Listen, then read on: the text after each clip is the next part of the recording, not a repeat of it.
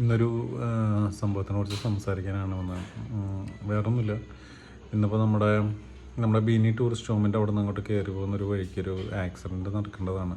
എന്തോ ഭാഗ്യം കൊണ്ട് രക്ഷപ്പെടുക. വേറൊന്നുമില്ല.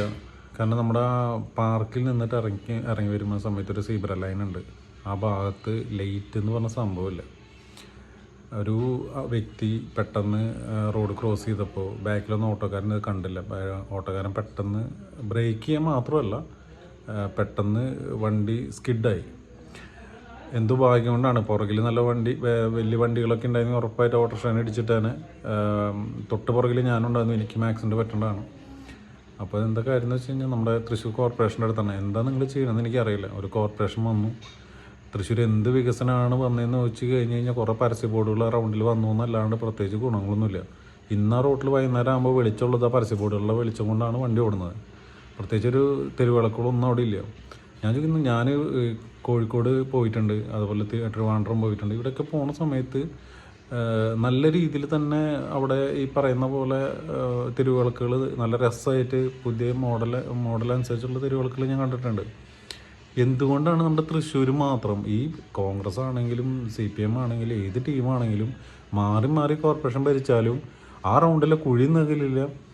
ഒറ്റ ഈ പറയുന്ന പോലെ തെരുവിളക്ക്, ജാമ്പവൻ്റെ കാലത്തുള്ള തെരുവിളക്കൊക്കെയാണ് അവിടെ ഇരിക്കുന്നത്.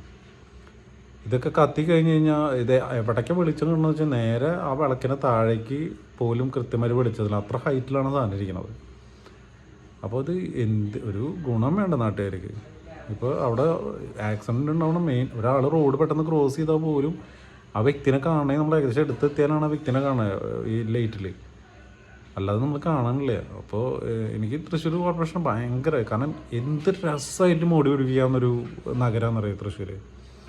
മറ്റുള്ള സ്ഥലങ്ങളെ പോലെ മറ്റേ ഇപ്പം ഞാൻ തമാശ രൂപേണം പറയും, നമ്മൾ ഏരിയ കൂടെ കയറി കഴിഞ്ഞാൽ ചിലപ്പോൾ ഒന്നെങ്കിൽ തമിഴ്നാട്ടിൽ പോയി കയറും, അല്ലെങ്കിൽ അവിടെ ഇത് ഒരു ബഹുരസമാണ്. ഇവിടെ നിന്ന് പോയില്ല റൗണ്ടിലെത്തുക, ആ റൗണ്ട് കൂടെ ടച്ച് ചെയ്യാണ്ട് വേറെ എവിടെയും പോകാൻ പറ്റില്ല. അപ്പം അങ്ങനെ അത് ആ റൗണ്ടിനെ സംബന്ധിക്കുന്ന അവിടെ ഈ പറയുന്ന പോലുള്ള അമ്പലങ്ങളും പുത്തമ്പള്ളി പോലുള്ള കാര്യങ്ങളൊക്കെ നമുക്ക് അവിടെ നിന്ന് കാണാൻ പറ്റുന്നത്. എന്ത് രസമുള്ള ഒരു നഗരമാണ് തൃശ്ശൂർ എന്ന് പറയുന്നത്.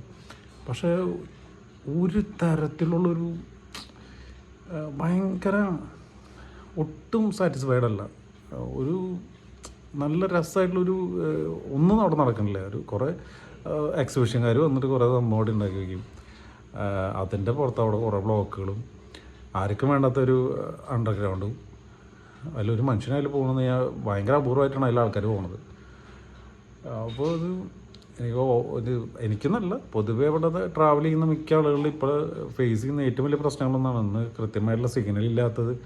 പല സ്ഥലങ്ങളിൽ സിഗ്നൽ എന്ന് പറഞ്ഞ സ്ഥലം അശ്വിനി ജംഗ്ഷനിൽ എന്നും ബ്ലോക്കാണ്.